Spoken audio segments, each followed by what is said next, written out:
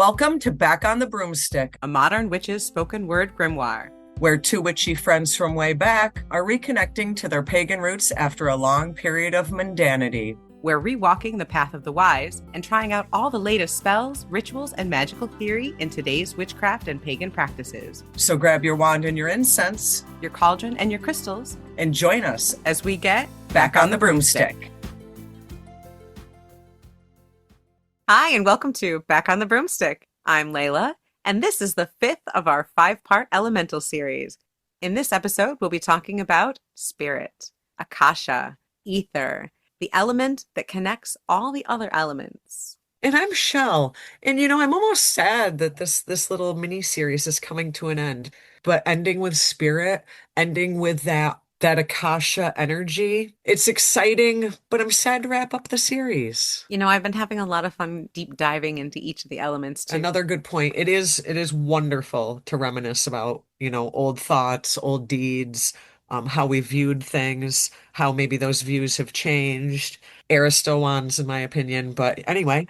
But it also gave me the opportunity to seek out some new content and material in the form of books and information and kind of get different thoughts and perspectives about elements that I might not have thought of in the past. And I do really just want to quick mention this book because it was really kick-ass. Obviously, going back through, I don't know what I have, 5, 6 old books of shadows, reminiscing on that. But I got a hand on Heron Michelle's, love the name, by the way, Heron Michelle's Elemental Witchcraft, A Guide to Living a Magical Life Through the Elements. Fabulous book. This is not a sponsored book. I actually paid for this, and it was kick-ass and helped me with this deep dive into the elements. I see all the notes in that book. You made me actually want to go get it. So I am also getting a copy of that book to check out. Again, not a sponsor. But I'm so glad that you mentioned books and going down memory lane because I actually have a listener question that I'd like to bring up before we go any further with this episode. Now, this is a question that I get a lot. I love listener questions. Ask away, people. Ask away. Now, we have answered this one before, but again, we get asked it a lot. So I'm going to answer it yet again. Back in some of our earlier episodes, we mentioned one book repeatedly. And we said this book was called 10,000 Goddesses. And we talked about it quite often, that we always would refer to this book when looking up goddesses around the world. This is a perfect example of a Mandela effect, apparently. Yes, it is, because you and I are both absolutely 100% sure. Damn it, it was called 10,000 Goddesses and 10,000 Gods. I know this in my head. I know this. I can see the cover of it in my head, and very clearly it said 10,000 Goddesses. That book does not exist. Damn it, Mandela effect. At all. But it does! In the alternate universe where Chelle and I both had this book, that's where it exists. But it's an amalgamation of two books that we both had at that time. The Witch's Goddess by Janet and Stuart Farrar. Love them. And also The Book of Goddesses and Heroines by Patricia Monahan. So those two books, which neither one of them has 10,000 goddesses in it, but those two books are the ones that we kind of somehow put together in our heads to create 10,000 goddesses. No, you're wrong. There was a book called that. It's been wiped from the internet and it's just been wiped. I don't know why. My logical brain knows that book does not exist. I know this. However, my memory and my subconscious beg to differ. They are insistent that book is real, and I just haven't found it yet. And somehow you and I have both lost our copies of it. Mine must have been lost in the flood. You must have lost yours in a move. I don't know. But in my mind, when I think of the two books, 10,000 Goddesses and 10,000 Gods, I am thinking of the covers of The Witch's God and The Witch's Goddess by Janet and Stuart Farrar. Okay. It's interesting because 10,000 Goddesses to me has the cover of Goddesses and Heroines. Really? So, yeah. So we have a different memory of the same thing. I guess we do. Same title, different cover. So I guess it really is just an amalgamation of these two books. All that matters is that both books are chock full of thousands and thousands of goddesses and That's gods and right. information on them. That's right. Lots of good information in those books. But yeah, sadly, there is no book called 10,000 Goddesses. It's just us and our terrible memories. Now, speaking of books that are fabulous and fabulous witchy bookstores that you can get them at, I'm probably going to get that elemental book when I come visit you in Salem at the shop where you got it. now, speaking of visiting me in Salem and Mm. coming in contact with me at the shop I work at, I saw a listener in the wild. How very cool. I was so excited when you mentioned it. You were just so thrilled that a listener had found you. I literally texted you while I was still there and was like, oh my God, guess what? I don't know who was more excited, you or them. Probably both of us, but we do have a public service announcement. We do. I want to thank everybody who does go to Salem and have a good time. There is so much to see and do there. Shell and I will definitely help you with our favorites, with what we like. Shell's a local, so she certainly has the inside track. I know things. I know things. She does. As her bestie, I do want to put out there a best witchy friend PSA. When you go to Salem, Massachusetts, and you happen to find our favorite podcasting goddess, the queen of the witchy airwaves, Shell, working her fun part time job, hugs are wonderful. She will happily take a selfie with you, but remember, she is working. And although her boss adores her and is also a fan of the show, hey, Hey, please don't fire Shell when she gets rushed by listeners. But yeah, she is working. I'm on the clock, people. You had a lovely customer come in. I did. And this was a listener. And this was so funny because, I'm walking around the store, you greet people. Hi, how you doing? What can I help you with? So I kind of look at this guy. I don't know why. Sometimes you're just drawn to people. And he's looking at me. And he's looking at me. And, I keep walking. Well, I started talking to one of my coworkers. I don't even know what I was saying, blah, blah, blah, blah, blah. And then he comes up to me and he goes, I do have a question. Do you do a podcast? Because I recognize your voice. You do have a distinctive voice, Shell. I do. And I have allergies, so that doesn't help either. So I'm like, yeah. And come to find out, he's a big fan. He was visiting from New Orleans. We did hugs, we did a selfie. It was fabulous. Actually, he tagged us in the selfie. Check it out online. And it was such a wonderful interaction. And I'm so glad he stopped in and said something. You commented to me like immediately I about how literally texted you and I'm like, excited. oh my God, guess what? Guess what? Guess what? I don't know who was more excited, him or I. See, no, that's lovely. And pretty sure you're going to get more and more of those. And when it's quiet, that's not a problem at all. How fun Oh, is we had a that? lovely interaction and it was at the Yeah. perfect time. The store wasn't busy. Oh, it was so nice to see a fan in the wild. We love fans in the wild. But I do want to say, here we are, end of August, beginning of September. It was quiet and that was such a great interaction. But as the season goes on, it is going to be crazy town here in Salem. And when I am working, I will do the best I can to say hi, give hugs, might be able to even throw a selfie with you. But just please be cognizant that I am punched in on the clock and I am there to do a job. Yep, exactly. As happy as Shell will be to see more fans in the wild, this is a job. We all have to have work, unfortunately. But definitely say something, definitely say hi. I am all for hugs. I would love to meet you and have a really brief conversation.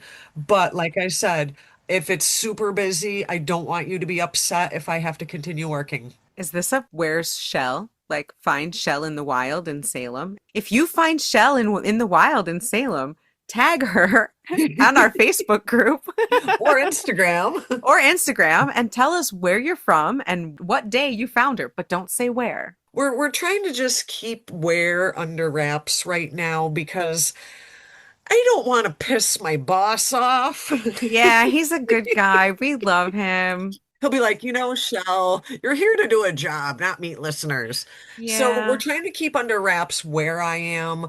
But if you go to all of the best witchy shops in Salem, if I am working that day, you'll find me. So, yes, we're very glad that you have a nice, fun, outwardly facing job. And as long as you're able to keep it, things will be great. Help me keep my job. That's right. Until this podcast starts doing anything other than costing us money. I need to work. That's right. We need to have regular jobs, or two in some cases. And please don't park downtown Salem. Oh, Lord. That's the end of the PSA. Let me just say, if you are coming to Salem and you are like, ooh, I'm just going to park on the street. No, go to the MBTA train station parking ramp. That's your best bet. That's all I got for you. Love you. See you soon.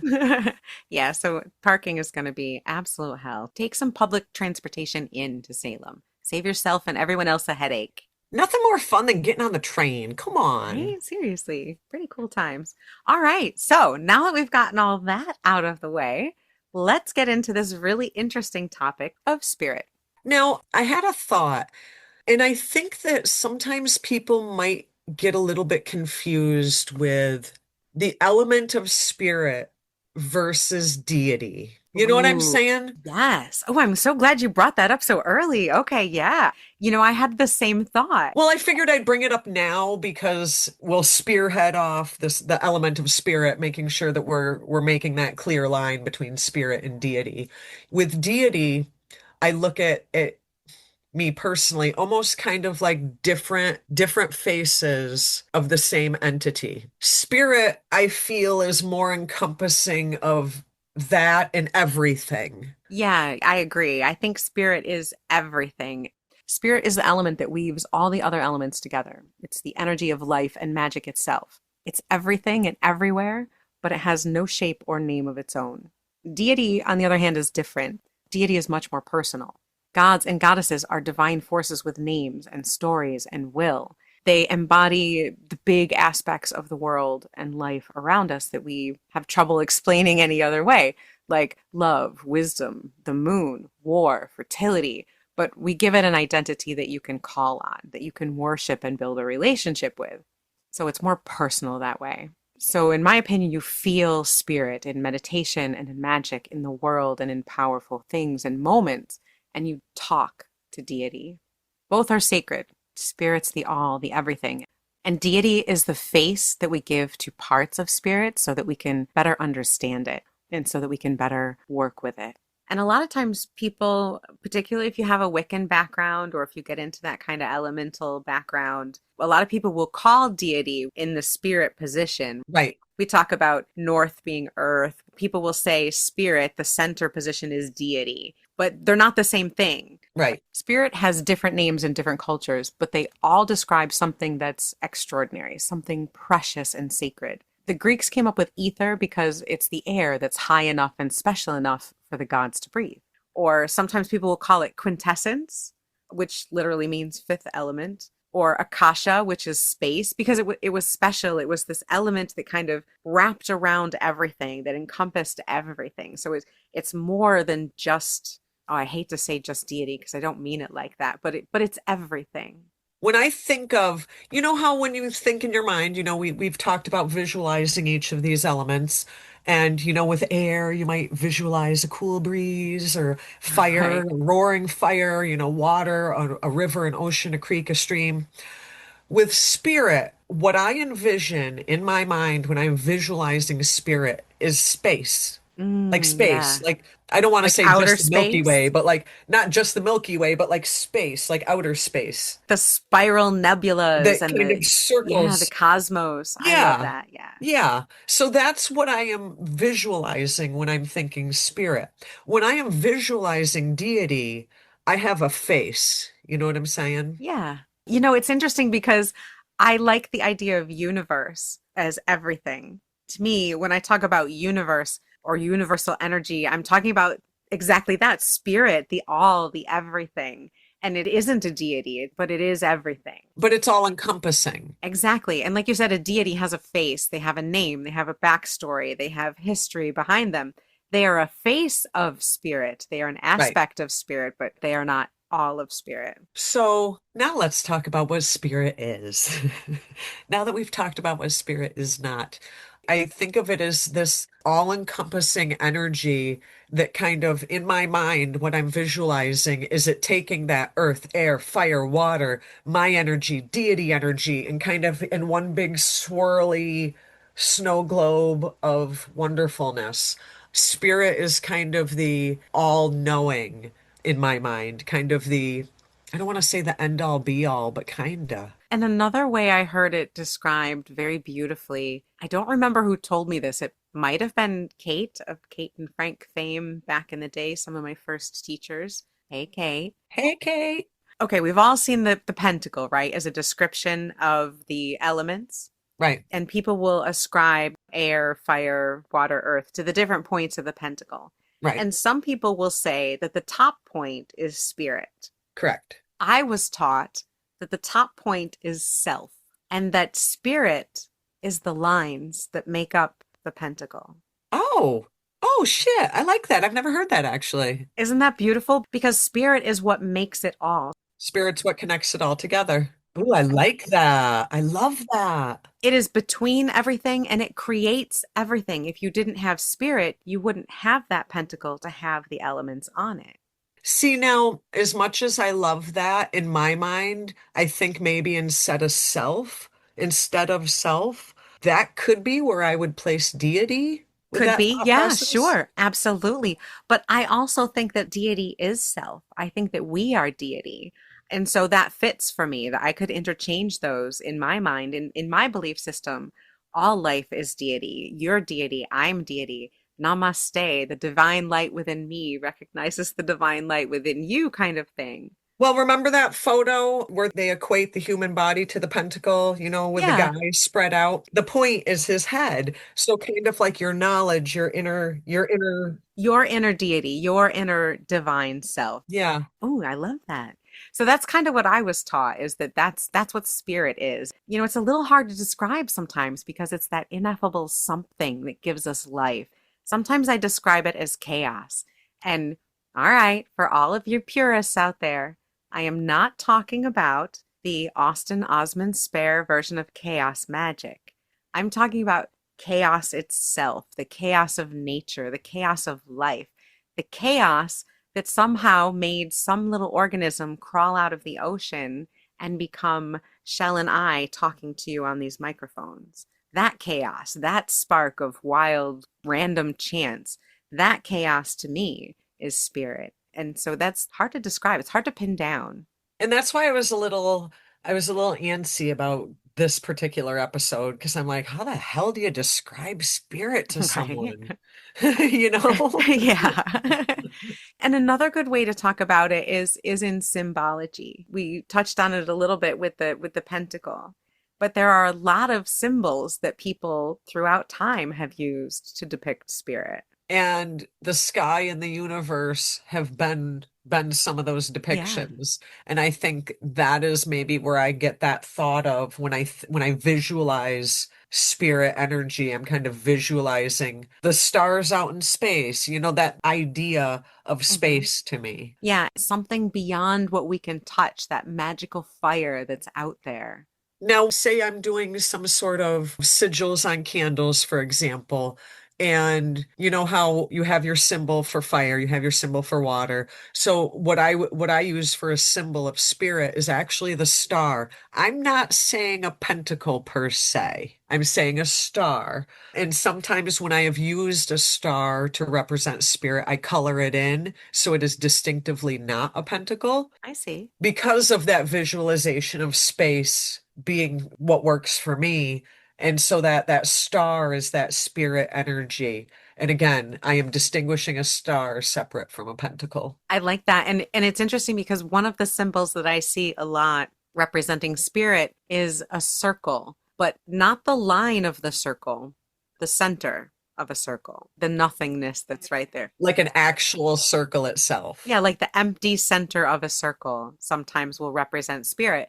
And I think that's interesting because when we would call spirit, if we're doing, say, what we would think of as a traditional circle, we would call deity as a representative of spirit to fill the center of the circle. Right. And I do see sometimes when you're talking about putting things on an altar, sometimes people will just leave the center of the altar empty to represent spirit because that's a place for spirit to fill. So you'll see that sometimes it is an empty vessel or even just an empty space to represent a space for that spirit to come into. See, now as far as altar setup, I kind of look at the altar itself as spirit holding up all the other elements. So I look at the actual altar as the spirit tool, holding up and encompassing all of the other tools and elements. I love that idea. Could do that intentionally and draw sigils on the altar itself as a representation of spirit.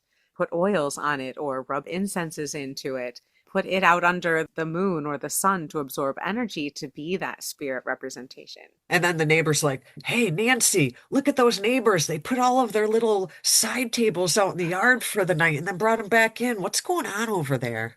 I'm pretty sure when I lived in Rochester, my neighbors probably said shit like that on a regular basis. They're like, "Hey, Nancy, the neighbor's putting weird crap out in the backyard again." Why Yeah. is their windowsill always full of rocks? One of the other representations that I really love for a spirit is the spiral. Absolutely. Absolutely. Spiral, just like spirit, represents evolution. It represents growth of the spirit. It's a symbol of change and movement. We've done something with spirals before. I feel like we've done something not too long ago with spirals. We did this Fool's Journey back in March at the Sacred Space Conference down in Maryland. So let's talk about how our Fool's Journey ritual kind of relates to this. Spirit energy is that liminal space, right? Right. We talked about it being the lines itself of the pentacle. And spirals are one of the oldest symbols of spirit energy. Spirit is the unseen thread that connects and animates everything, all of existence. And spirals represent that energy. They're the path of awakening, the journey of the soul. They begin at the center with the self and they spiral outward to the universe or back inward towards your own self, towards your personal divine truth. Spirals represent that spirit energy that flows through all things. And that's kind of what we talked about when we did that ritual, the Fool's Journey, was finding that spark within yourself, wherever you happen to be on that spiral. If you keep walking that, you're going to come back to yourself at some point. You're going to find that deity within yourself. That spiral represents the sacred. It's the first step of a journey. It's the fool's journey of that sacred self, that sacred hero's journey that we all kind of go on. And it's that liminal space where everything is possible. That's what spirit represents. Spirit is that spark. It's that That potential. moment right before the spark. Exactly. It's everything and nothing. And when I talked about my visualization, of space and in the universe and the stars, you mentioned that even the spirals and the nebulas and I said the Milky Way, these are the same spirals as a labyrinth or something similar, and they all kind of swirl around and you think, well, how would a spiral, doesn't it just keep tightening in on itself? Not necessarily. Labyrinths are an excellent representation for spirit because, much like a spiral, they represent the journey of the soul. Just like life, there's only one way in and one way out. It's the same path, spiraling in and out through infinity. Walking a labyrinth is my favorite way to get in touch with that spirit energy. The path walking and switching directions is really good for your brain and can be a meditative and hypnotic tool as well. Perfect word. Spirit also makes me think of infinity. Spirals kind of look like that. It looks like there's no beginning and no ending. Like when you're in the fun house looking through the window, looking through those like back-to-back mirrors, and it looks Yeah. like you go on forever. Right. And spirals are some of the oldest symbology that people had to represent the energy of deity or the energy of the ineffable. And they would put it on goddesses, they put it on Newgrange, they put it on rocks and carved it into stone all over the place because this idea of the spiral of deity is so magical to people. It's a concept that has fascinated people for a very long time. And another representation is back to one of your favorites, Chelle, is a mirror. Love a good mirror. Both your own reflection and just the mirror itself as a liminal space. I do like the mirror on mirror though, with that because it gives you that infinity. All things are infinite. Oh, you mean like facing one mirror to another so that they reflect each other back, back, back, back, back to infinity? Yeah, if I look at that too long, it totally trips me out. Yeah, it reminds you that there is an infinity to all things. And you might say, well, not for me. I'm not going to live forever. No, but your spirit moves on and we all dust in the wind, but I feel personally that we all continue to exist on some level. So yeah, infinity, it represents infinity to me. We've talked before about using mirrors, particularly in like water scrying and things like that. Or divination, yep. What I like to represent the liminal space that is spirit is if you take a very thin veil, preferably something that you can see through, and put that over a mirror, because now you've got the dual representation of liminal spaces. You've got a mirror and you've also got a veil over top of it. If you shine the light on it and it's a nice thin veil so you can just kind of see through to the mirror on the other side, I find that that's a really nice way if you can get yourself into an alpha meditative state and gaze into a mirror like that. That's more of a representation of looking into spirit, looking into that liminal spirit space. I was going to say that gives me vibes of like crossing through the veil, having that connection with the spirit world when you do the veil over the mirror. That is like the greatest representation for divination, in my opinion. I mean, I know you're talking about spirit, but all things go back to divination with me. But spirit is the realm of divination. I mean, Yeah, but it gives that vibe of, crossing the literal veil. Yeah. yeah, yeah, Yeah. And our brains love that. Our brains love when the physical representation matches the magical representation. right, right, So you put that mirror underneath a literal veil, your brain says, ooh, I'm crossing the veil to get to the information on the other side.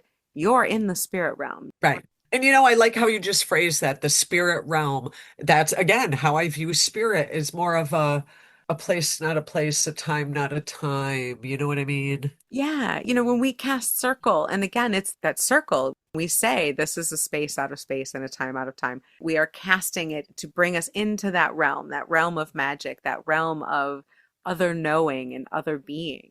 And so, again, it's that circle, no beginning, no end. And we cast that magical space where we stand in the center, again, in that spirit realm, which does contain spirits like ancestor spirits, land spirits, but more by spirit realm, we mean magical space, liminal space, space of, The all-knowing, the all-being. yeah, Not my grandma. this is so hard to pin down. This is hard to talk about, Shell. It really is because my grandma is a spirit and I love her, but when I am invoking spirit, my grandma knows I'm not calling her. Like, Right? she's not what I mean. She's part of it. Everything's part of it, but I'm deity's looking for part her of it. boss. Right? You're looking I'm looking for for the her boss. everything, like the all-knowing all thing. Well, no, that I don't mean all thing in the Norse all thing. I mean all things, like everything. The all of everything. Spirit is the most complicated element, I think, to tackle out of all five. How do you talk about like what is the spark of life? Where did we come from? Where did knowledge come from? How did we all of a sudden become sentient? That spark is spirit. How did we go from ape to human? I Yeah, don't know. how do we have a podcast right at this very moment?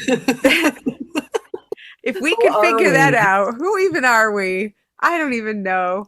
But if we could figure out what that divine spark is, what is that? What is that soul, that center, that everything? Then we could tell the people what spirit is. Then I'll have an answer for you Yeah, guys. we're still we need more weed and we need a little more More weed, a time. little more books, a little more time.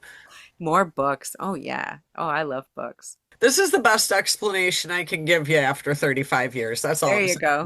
saying. So, and Shell's gonna hate this, Oh Lord. but Are we talking about journaling? yes. Damn You you. see, I knew you were gonna. But the best way to connect with spirit is stillness, is quiet. In those quiet moments, those quiet, If you're still. supposed to be still, how are you writing in a journal? After, you write after. You have your quiet, still moment, and then you reflect on it. And I really do think you should write it down. You could just think it to yourself, but it's going to be better if you write it down so that you don't forget. Write just keywords, write feelings, but spirit is found in those moments that are hard to describe. Those moments of pure perfection Spirit's going to be found when you're carrying around that backpack full of journals that Layla makes you write every day. Yeah. Write 50 pages a day. No, write a page a day for every day of your life, and you will find enlightenment, my child. No, I don't know where enlightenment is. I don't know where that moment of stillness, of beautiful perfection is, but I found it. I still chase it. But that's one of those places where you can find spirit. I really do feel that meditation and deep reflection is one of those places. But I also think that at different phases and stages of your life, what that is can be different. Where I would go mentally to a place for spirit 30 years ago isn't necessarily where I would have gone 20 years ago, which isn't necessarily where I'd go now. Yeah. So just as the world evolves, our thoughts, our ideas, and how we view things evolves. I was thinking about times when have I felt spirit? And we talked about times in ritual when we've invoked deity or when we've drawn down the moon or drawn down the goddess. And those have been pretty special moments, but I've also felt deity when I first met my husband. I was When, there. yeah, that spark, that weird divine amazingness. There's been times I've been out in nature, many, so many, Feeling thankfully, you that I get that can't count. feeling just in the middle of the woods. There have been times when everything just converges and I just have to sit back because that moment is so perfect. It's just so wonderful.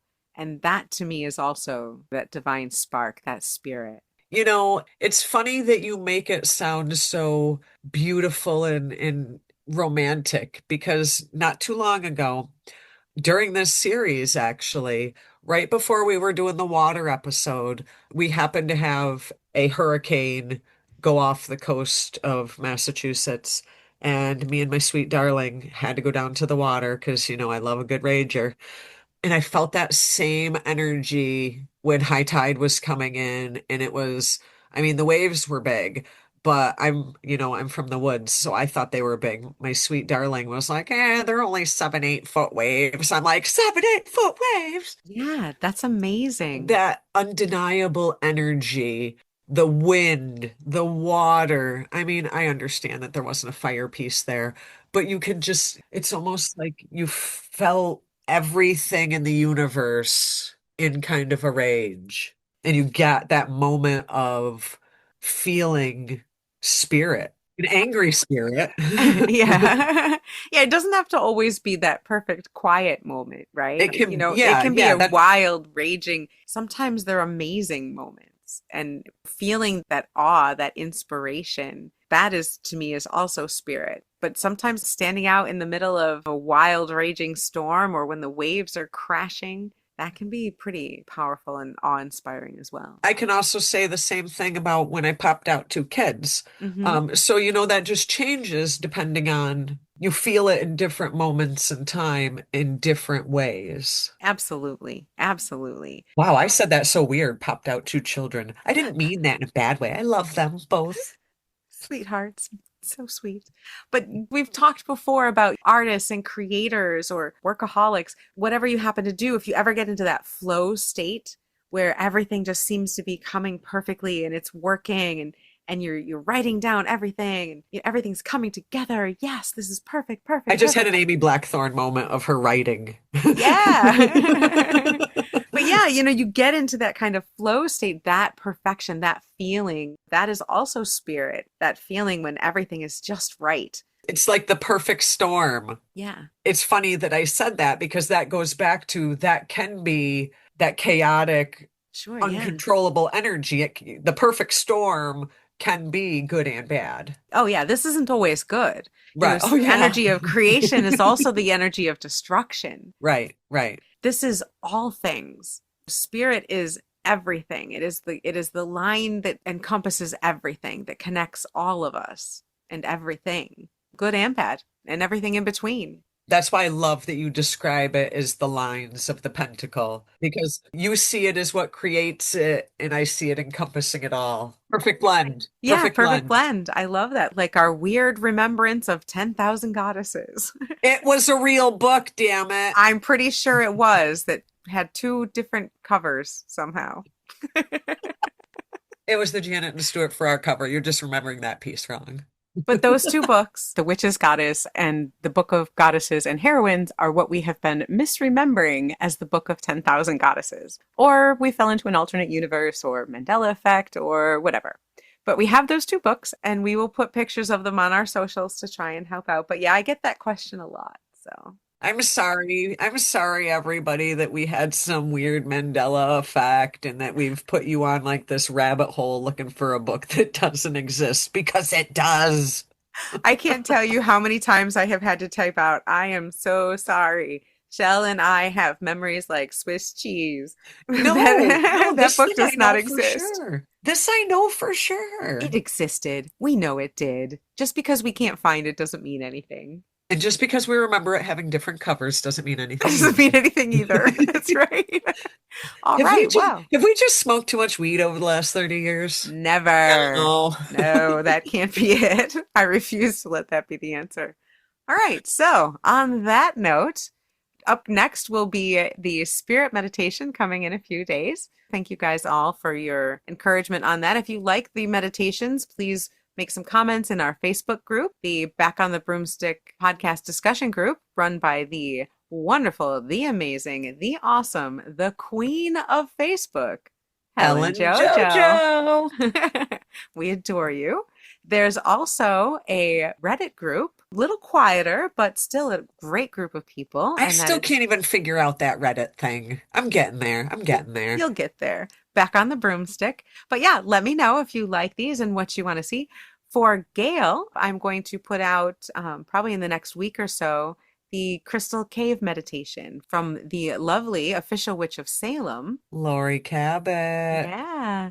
So I'll be doing that as a guided meditation for everybody. And we want to thank everybody for all the love you've shown for this 5-part series on the elements. We want to start bringing you some things that you can kind of practice in your daily life, and we appreciate all the love. Thank you so much for hanging out with us on this episode of Back on the Broomstick. Coming up, we have some wonderful surprises for you guys. We've got some great topics coming up. We're getting into September here. Mabon / the autumn equinox is coming up, and we are headed fast into October and the season of the witch. In the meantime, be wise, be wicked. And keep it witchy, folks.